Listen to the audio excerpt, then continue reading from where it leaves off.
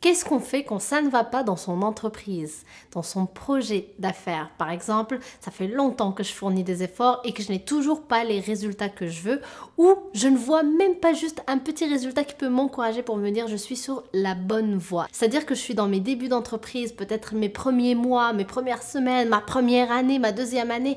Toutes les premières années ou les premières fois dans tout ce qu'on fait dans la vie sont un peu plus difficiles que le reste, si ce n'est parfois même beaucoup plus difficile parce que justement, surtout dans l'entrepreneuriat, on s'investit, on investit notre temps, notre argent, mais il n'y a pas encore de retour sur investissement tout de suite. Alors qu'est-ce qu'on fait quand ça ne va pas, quand on n'a pas les résultats qu'on veut, quand on n'a pas encore le résultat qui démontre qu'on est sur la bonne voie ou ce petit retour sur investissement qui démontre aussi qu'on est sur la bonne voie? Deux choses ici. Deux choix qui s'imposent à nous lorsqu'on est dans cette situation-là. En fait, on doit faire un choix entre les deux. Malheureusement, on ne peut pas faire les deux. Donc, soit on abandonne on se dit que, ok, j'ai pas les résultats que je veux, j'en ai marre, ça marche pas, je vois mes économies partir, il faut que je change la situation, je peux pas continuer comme ça, donc j'arrête tout. J'ai quand même des enfants à nourrir, j'ai moi-même à nourrir, donc j'abandonne parce que ça ne marche pas et le fait que je n'ai pas encore de résultats, c'est peut-être ce qui prouve que justement je ne suis pas sur la bonne voie, donc j'arrête tout. Ou bien j'ai le deuxième choix qui est de continuer. Continuer ses efforts, continuer ses investissements, continuer tout ce qu'on est en train de faire parce qu'on croit encore que c'est possible et on croit encore que les résultats ne vont pas tarder à venir. Peu importe le choix qu'on va faire, cette vidéo c'est pour te dire que lorsque tu es dans ces moments-là difficiles où tu ne sais plus si tu dois continuer ou pas, prends le temps de t'arrêter.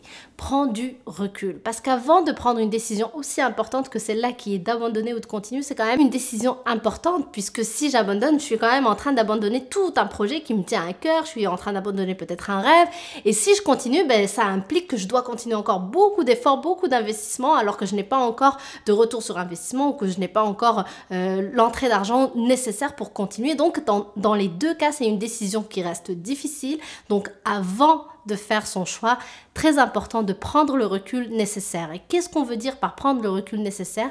C'est de prendre un temps d'arrêt. C'est-à-dire qu'au lieu de tout de suite abandonner, je vais aller me reposer. C'est-à-dire, je vais prendre 2 jours, 3 jours, une semaine peut-être.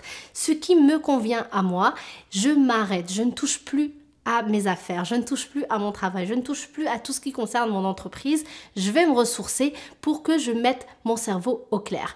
Parce que prendre une décision dans l'émotion, prendre une décision parce qu'on en a marre, parce que par exemple, on vient je sais pas moi, on revient d'un salon dans lequel on n'a pas fait les ventes qu'on veut ou peu importe, lorsqu'on revient avec cette émotion-là, eh bien on va prendre une décision liée à cette émotion-là et malheureusement ça ne voudra pas dire que c'est la bonne décision à prendre. Que peut-être si on laisse juste le temps de se calmer, peut-être qu'il y a une meilleure décision pour nous. Donc c'est pour ça que c'est important d'arrêter tout pour un temps donné, d'aller se reposer, se ressourcer et de revenir les idées plus claires. Et c'est une fois que je suis reposée et ressourcée que je dois revenir et prendre ma décision. La décision doit être prise uniquement à ce moment-là parce que c'est à ce moment-là que du coup je sais que je suis détachée de l'émotion qui m'habitait auparavant et c'est à ce moment-là que je sais que je suis au clair dans ma tête, que la poussière est retombée parce que c'est une fois que tout retombe qu'on voit plus les choses avec une façon plus claire et on a plus de clarté et donc on arrive à peser le pour, peser le contre et on arrive à prendre de meilleures décisions.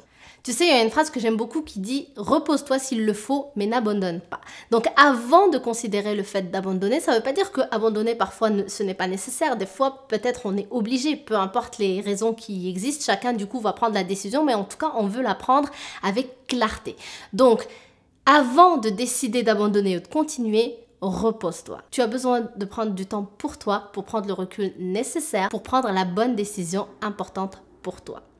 Donc j'espère que cette vidéo t'aide, peu importe où tu es rendu dans ton cheminement d'entrepreneur. N'oublie pas que c'est toujours des up and down, c'est des cycles comme la vie dans tout ce qu'on mène, que ce soit les études, de l'entrepreneuriat, peu importe, on passe toujours par des up and down.